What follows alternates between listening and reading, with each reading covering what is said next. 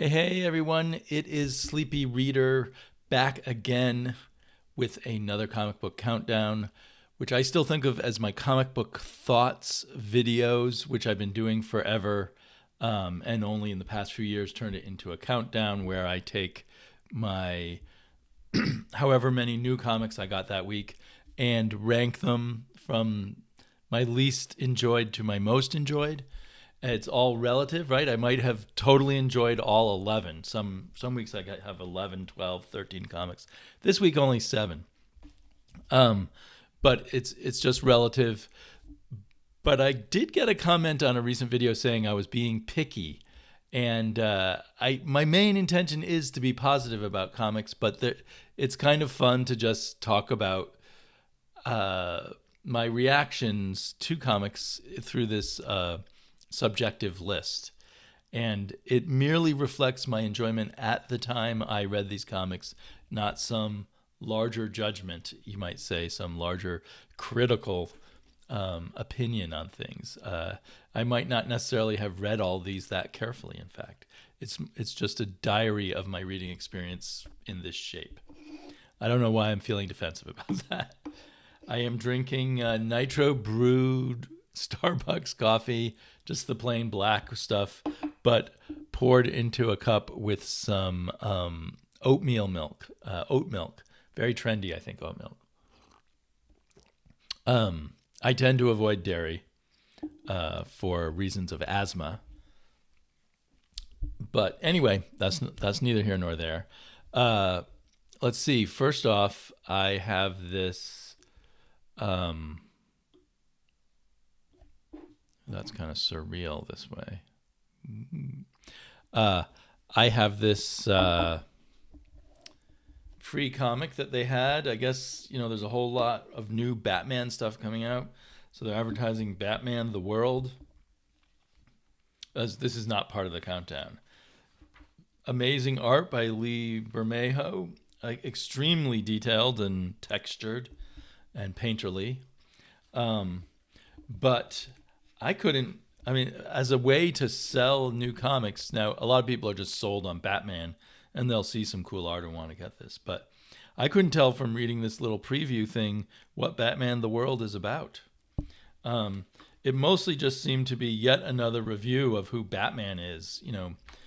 I like to catch criminals, but I won't kill them and that kind of thing. And I don't want anyone else to suffer the loss of their parents as a child kind of thing. So I read that, and then I just flipped through the rest of this. It just strikes me odd, because often you can just look at a comic and get a sense of what it's about. A thing that's supposed to just sell you on a bunch of new Batman comics, you would think you could look through it and get kind of a sense of what kind of Batman comics are coming up. But I can't tell. I don't even know. Is Batman the World going to be like a... This thing is not... Oh, there we go. There's some focus. Is Batman the World going to be like an anthology book, or are we seeing previews here for different comics? The art all looks nice, but other than the Lee Bermejo, it doesn't communicate a lot to me in terms of tempting me. Whoops. I just realized I'm not in the picture. My all-important face. I do this because I personally will watch videos that have a face in them more than I will watch the no faces videos. A psychological quirk, I think. I like to feel like that I'm talking with somebody. Oh, these are these sample covers? Or different parts of the world: Mexico, Turkey, Japan, Poland. I have to say I'm slightly intrigued. And I don't even know, again, from just doing a quick glance, is it going to be different Batmans in different countries, like the old Batman Inc. idea from Grant Morrison, or is this something else, like an Elseworlds, or just Batman's adventures in different parts of the world? That would be cool. All new original graphic novel by 14 international all-star teams. Okay, now I feel like an idiot for not having seen that before. So I guess this is advertising a line of graphic novels. Maybe it should have said that on the cover, or on the inside cover here or something, but they just advertising Batman socks on the inside cover. This comic is an ad, and it's got ads in it. Very clever. Okay, let's get to my countdown. In at number 7, I only had 7 comics. Let's see if I can get this camera to work better. Was The Old Guard.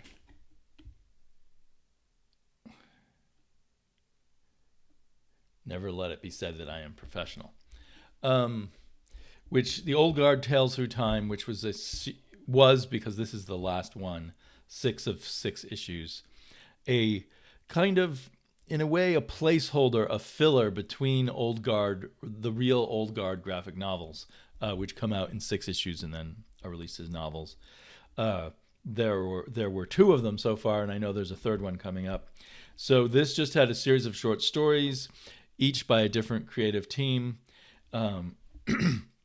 I think we started with a Rucka and Fernandez story, and we end with a Rucka and Fernandez story.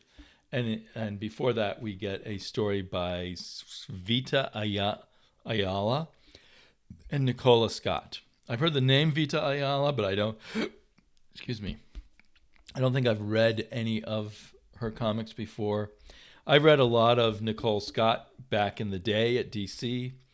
I have to say I'm not super grooving on the direction her art has taken here.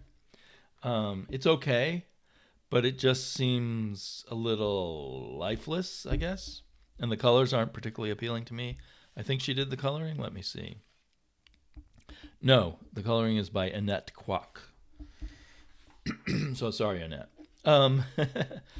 But the story as a whole, I guess they commit a burglary to get this guy's doll back.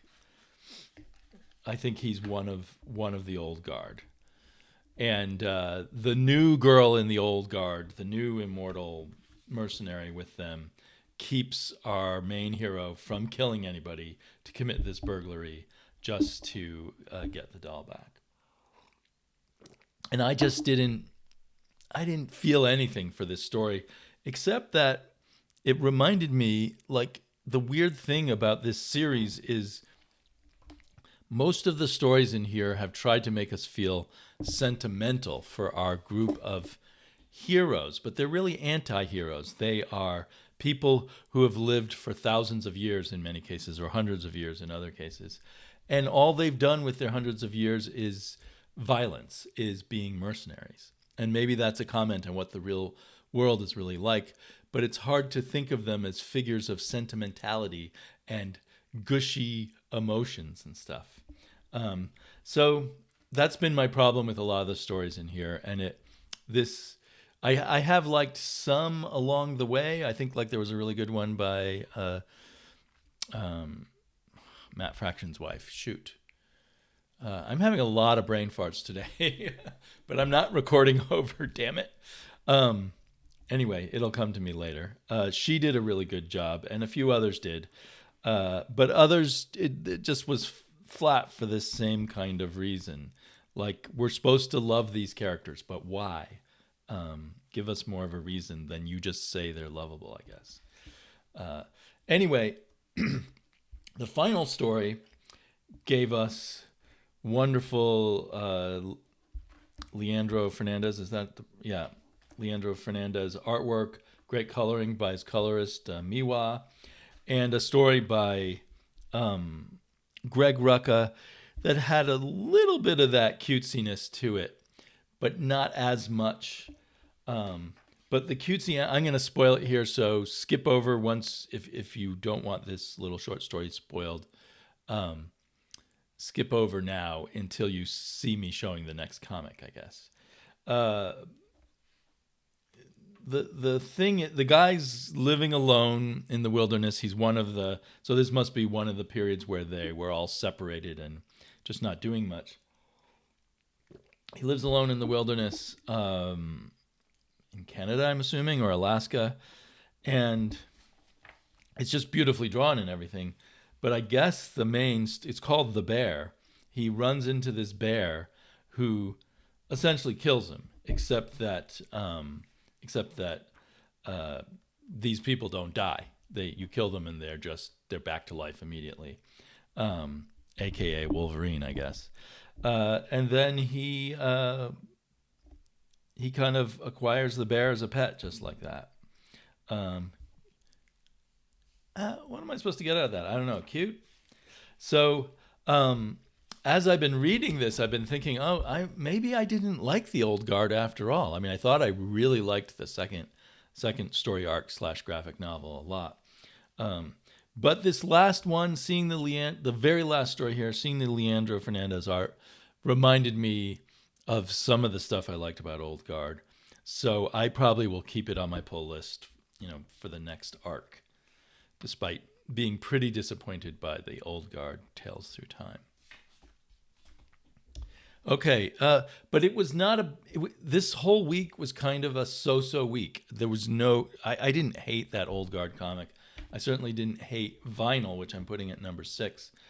But it was not as strong as many of my weeks that I have reading comics, where sometimes there's 5 or 6 comics that are like, wow, comics are great and maybe it's because there were only 7 this week, or just chance. I like to think as I've been back to having a pull list since 2010. I've been slowly refining my ways of making sure that most of the stuff I get is stuff I like a lot. Anyway, Vinyl, which I had really high hopes for on issue 1 and still on issue 2, but by issue 3 it was like, this is just kind of wacky and not making a whole lot of sense. Continues that feeling here. I mean, I know in general the concept is that we are inside the hideout of some cult, and somehow I think FBI agents have recruited these serial killers, or maybe one of the serial killers on his own recruited a bunch of other serial killers to come rescue the FBI agent or his daughter, or maybe other people. I'm not sure. Or what are the serial killers really doing here? And where are we? I've lost track of even where we are. Because of the excellent coloring, like look at this panel here. That's just wonderful, the way the colorist interacts with the art. This is Dave Stewart, the colorist, doing, showing off why he is one of the best colorists in the business. And I kind of, when a comic is colored by Dave Stewart, I always think, there's probably something really good about this, because Dave Stewart can pick and choose his projects. And, I guess there's certain fun aspects to this playing around with serial killers. And some of the serial killers are kind of fans of serial killers in media and want to relive those things and stuff. But ultimately, I'm just too confused. So I'm waffling back. I don't know how many more issues there are in this series and whether I should keep getting it or not. I'm waffling on that. Here's another. The lighting is tricky, but beautiful scene. I think the drawing is very nice, and then the coloring really elevates the experience. So anyway, it's an interesting comic book. So on that level, because I like something that's different, I think particularly these days I'm going through a kick of wanting stuff that's different, which makes me uncertain whether to drop Vinyl, even though I just don't know what's going on. Ironic that I was talking about something different, because here's something that only aspires to be something familiar. This is Shudder #1, and it's basically replacing the comic The Creeps. And maybe Shudder is a better title anyway, except that The Creeps, with the way they did the logo, looked like Creepy Magazine. And these comics, all of the ones done by Warrant Publishing, are a tribute to Warren Publishing, to the early magazines in the Warren Publishing line. The early eerie and creepy, probably the early Vampirilla also, because they now have their own Vampirilla-like comic called Vampirus Carmilla. But so this is, if you've been reading the Creeps, this is exactly the same. Only the cover is kind of different. I like this cover. I think this is similar to the cover on the first issue of Eerie or Creepy. I'm not sure which one. And so now they have the host is Auntie Shudder. And they have all the familiar artists to me because I've been reading the Creeps since number 1. I think that had 20 or 30 issues before they switched to Shudder. I think it's because the lawyers, the legal team for the people who own the rights to the Warren magazines, and I know Warren sold that all off to somebody, and it was licensed for a while to Dark Horse, or maybe Dark Horse still has that license. I'm not sure. Anyway, I think there was a cease and desist. Stop calling your comic The Creeps and making it look exactly like Creepy. So they still do advertise on the cover here with original Warren artists, writers, and editors. I think maybe Don Glutt, who's associate editor, worked for Warren. I don't know which of these artists wrote for Warren or drew for Warren. I don't. None of them are the stars of Warren, but at times they've had old Warren cover artists do covers for the Creeps. But they have this kind of very similar to Warren, but not quite the same contents page. And then the art, like I said, by the usual crew. But my feeling about it was this usual crew that's now done 20 or 30 issues of the Creeps has all of them have gotten even better. Like they've refined their retro nostalgia art styles to a great degree. This is Benito Gallego, who really evokes the kind of John Buscema, Sal Buscema, a little bit of John Romita or something kind of style to his art. It's a story about, and it's probably the best story in the issue, about a the Nazis steal the idea of Frankenstein and create their own Frankenstein troupe made from body parts, and eventually the Frankenstein troupe rebels against their programming and attacks their Nazi masters. And meanwhile, the original Frankenstein monster, I guess I'm spoiling again. The original Frankenstein monster shows up and kills the scientist who's been creating copies of him. So all of these always have to have a twist ending. They're all very short. They often, I find that while the artists are getting better, the writers are running out of twist endings.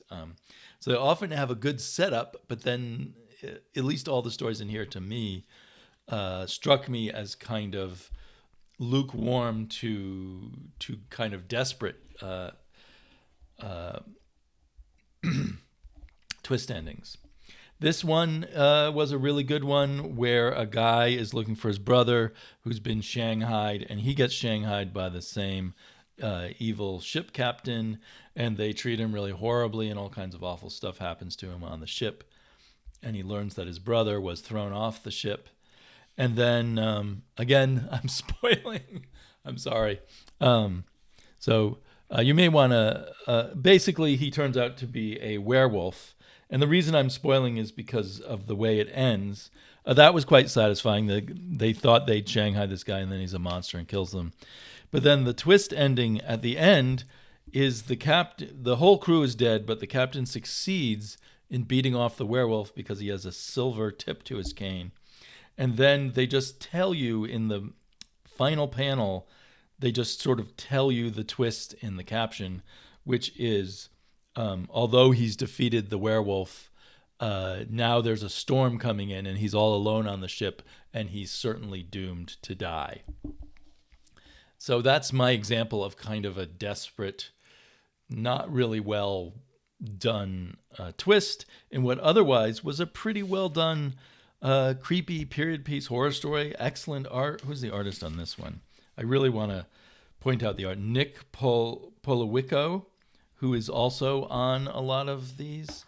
And some of these, I think I think most of the artists here are from the Philippines or from Spain or Italy,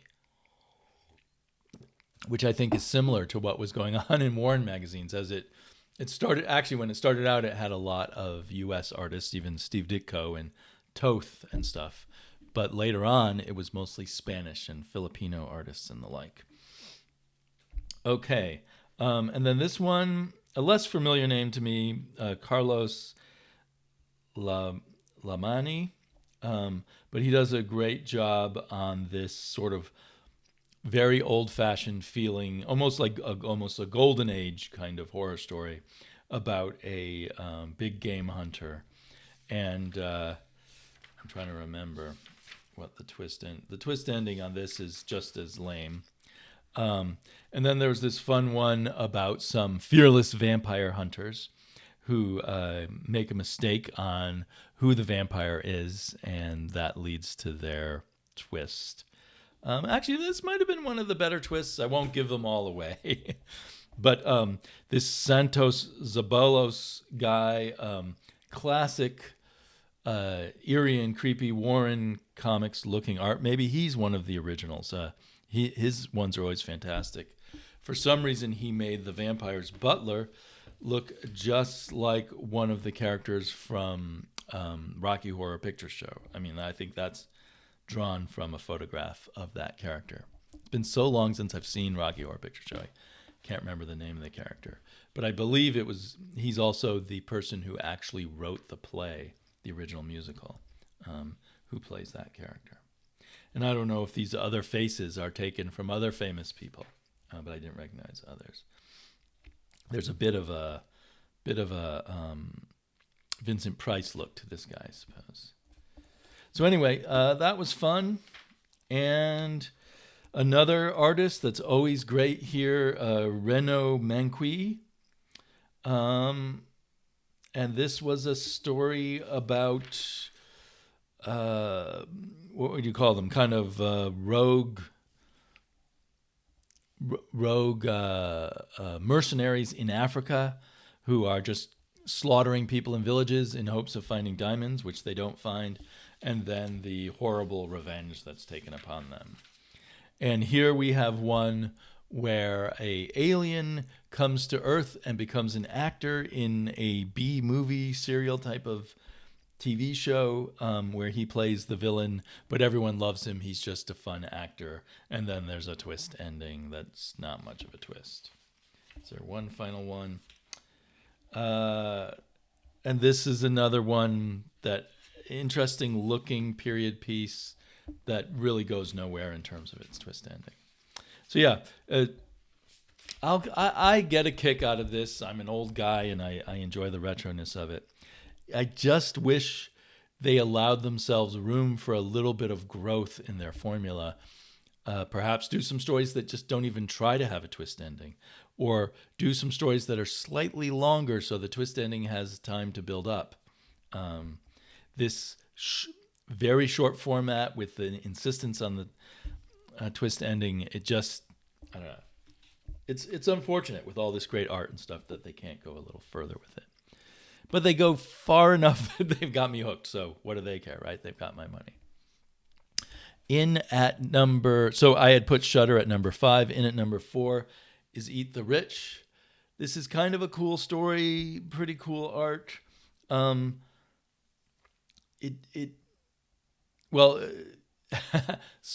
Spoiler again. Slight spoilers throughout. Spoiler from the previous issue, we learned that the rich people retire their servants by killing them and eating them. And then we learn a little more in this issue, which is basically that the servants know this is part of their bargain, of their Faustian bargain of working for the rich people and getting fantastic health care for their family, which I just had a little trouble really buying into. But I guess it's kind of a commentary on the economics of modern life. But overall, the story felt really packed with a lot of stuff, information about the characters in the first issue. And now in the second issue, it seems to be sprawling out and moving slower. I'm definitely going to stick with it. I'm curious to see where it's going. It is it's creepy and disturbing at a level that creeps and disturbs me, but doesn't make me want to just stop reading. So it's an interesting comic. Then we have at number 3, Once and Future. As I always say, colors stunning. I don't know if Tamara Bonvillain won the Eisner for coloring, but she should. She does an awesome job and really holds this comic together. Dan Mora is still doing the art. It's issue 20, which is great. I was afraid he was over at DC doing Batman comics. I was afraid he wouldn't have time to keep doing this. The story has a lot of good elements. It just continues with my complaint that I have now every time, that I'm a little bit more I'm missing the solid ground of the story. I'm not grounded. I feel a little adrift. And I realized this grandmother character who's been one of the two main characters throughout the story is kind of like a Buffy the Vampire Slayer as an elderly lady kind of character. But the difference is in the real Buffy the Vampire Slayer TV show, we were always grounded in her regular high school life. And at this point in the story, and it's her grandson, I thought, that would provide us with his regular life, his dating life, his work life at the university or such would ground us. But we don't have any of that anymore. We're just purely in the fantastical, horrific world of competing mythologies, which is great. There's 2 different King Arthurs here, 2 different Merlins. They're one's a Norman King Arthur / and Merlin and mythos, and the other is a who is it that became? Is it pre-Anglo-Saxon? I can't remember. Or is it just Saxon? Anyway, and all that's cool. Incredible art. I just, if it were easier to pick up with each issue, and remember the last issue, they don't give you a lot of help on that or any help on that. I might have ranked this one up higher. But still, it's a series I am definitely sticking with to the bloody end, probably. In at number 2, I got a variant cover. I'm not quite sure why, because the main cover was really great. But at the last minute, I just saw this cover, and it spoke to me somehow. I got Doctor Strange. You know what? It just says Doctor Strange, superhero Doctor Strange on my cover, but this is actually not. It's the death of Doctor Strange. I don't even understand what goes on with variant covers. Like, why does it say superhero Doctor Strange? It's like a collector's card or something. Anyway, it's written by Jed MacKay, art by Lee Garbett, and it's a very well done comic. Maybe not for me. I think I'm gonna wait and read the rest of it on Marvel Unlimited. It starts with kind of a slow pace, like here's a day in the life of Doctor Strange. And I like in a superhero comic, let's plunge into the story. And this is kind of a let's ease into the story kind of thing. But it was very well done for that kind of easing in. And if you hadn't read Doctor Strange ever before, this, oddly enough, something called The Death of Doctor Strange, would be a good starting point. It hits on all the basics about Doctor Strange and his current life, that he's the master of the mystic arts, he's the sorcerer supreme, he teaches at this magic school, he works as a surgeon, he hangs out with all these interesting characters. We get riffs on all the important people. So it's a very well crafted introduction to Doctor Strange. And then he gets killed, because we know that's going to happen, right? And I kind of appreciate that they kill him in the first issue. And then the mystery is who killed him. Now, it occurs to me in a mystery story, you would, of course, meet all the people who are going to be suspects. I think we were seeing a day in the life of Doctor Strange, but I don't know if we were getting clues on any of the suspects. And then the twist of who is probably going to be trying to solve this mystery is very clever. I want to tell you, but I guess I shouldn't spoil it. So, yeah, as I talk about it now, maybe I will. I want to know what happens next and who solves the mystery. But I do miss that kind of, I guess, originating in the Stan Lee era way of doing superhero stories, where you plunge in quickly and then you fill out more of the story. But anyway, there's different ways to tell stories, different ways to do comics. And speaking of different comics, one that sort of stands by itself is the Neil Gaiman pre-Craig Russell adaptation of the traditional Norse mythologies. And this issue is part 2, although they don't tell you, of the whole story of when Loki and, did they give a title to the story? Thor's Journey to the Land of the Giants. Kind of a bland title, but where Thor and Loki and their companion encounter the giants and go through a series of contests and tests from the giants. It's beautifully written, beautifully drawn, beautifully colored, and I remember reading a version of this story when I was a kid and interested in mythology, and it's one of the really strong and interesting stories out of Norse mythology that I think is a very distinctly from Norse mythology, if you know what I mean. It's not a story that I recognize from other mythologies. The whole kind of trickster playfulness done in the Norse way. Anyway, I really enjoyed it, and I make it my number 1 comic. Norse mythology, with most issues, has been one of my favorite comics now of these past 2 years, and it keeps delivering. I don't know how much more there is to come. I know they're doing them in 6-issue volumes. This is issue number 4. I'm assuming there's another volume after this, but I don't know. I don't know for sure. The layouts are always by P. Craig Russell, and this time the art's by Mark Buckingham, best known for his work on Fables, and he's a great team up with the regular cast of creators here. Be cool if we see more of him. So that's my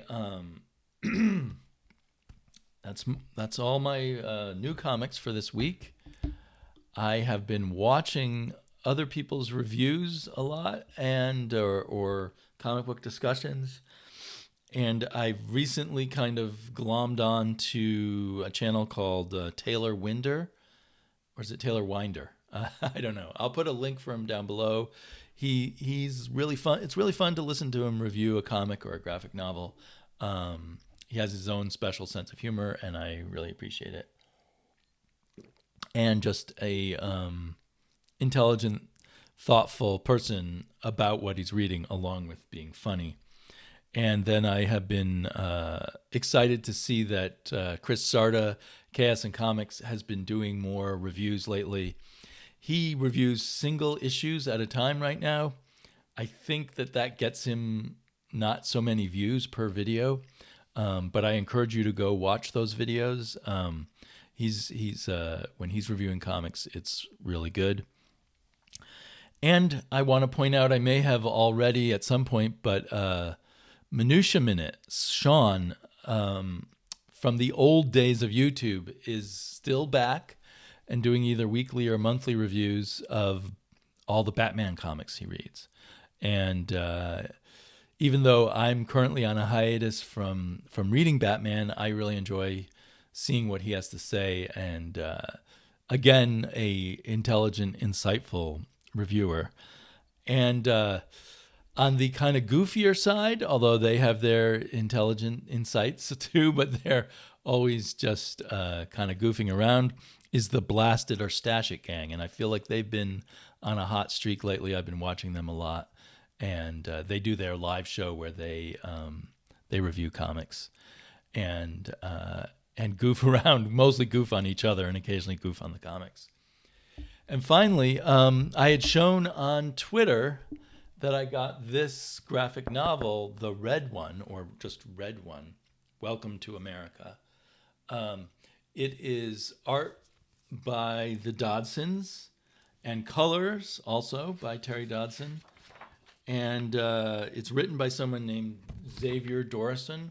This is an older Image comic. I think it's Image, yeah. An older Image comic that came out when a ton of stuff was coming out, a ton of great stuff was coming out from Image, and it maybe didn't get as much coverage as some of the others. I don't know how long it lasted, but this graphic novel is very oversized.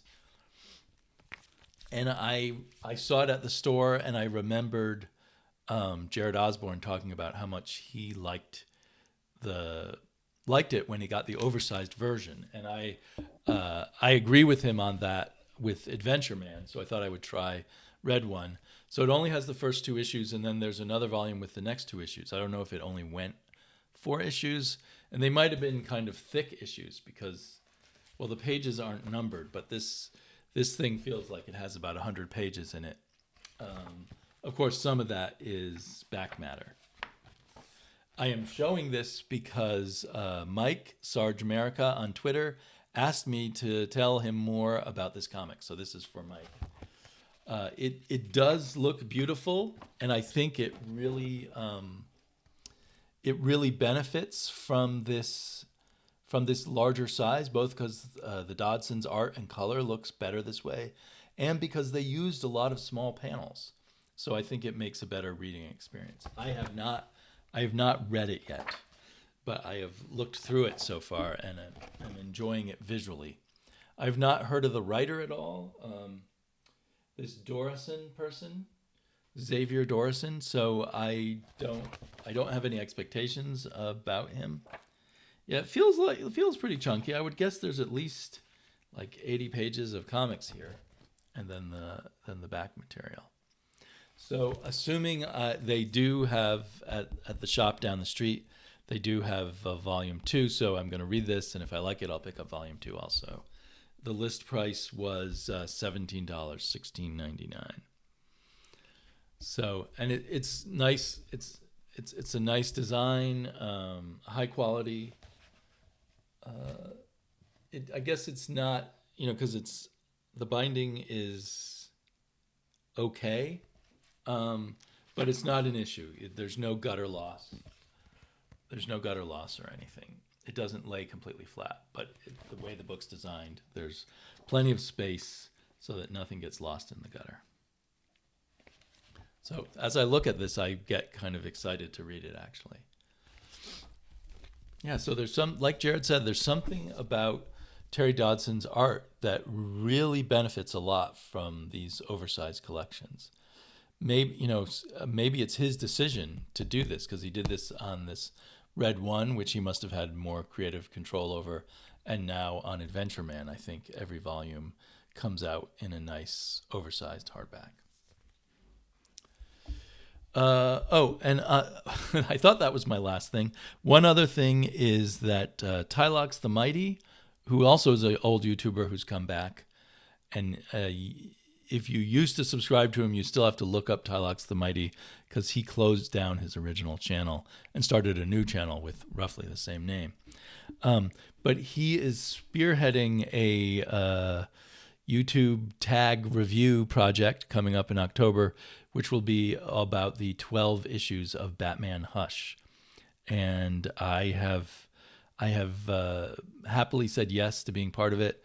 And I think I'm going to be doing issue 613, which is kind of in the middle of the run of Hush. So that's something to look for in October. More about that later. We'll get a list of everyone involved. Okay, thanks for joining me. Hope you enjoy your comic book week.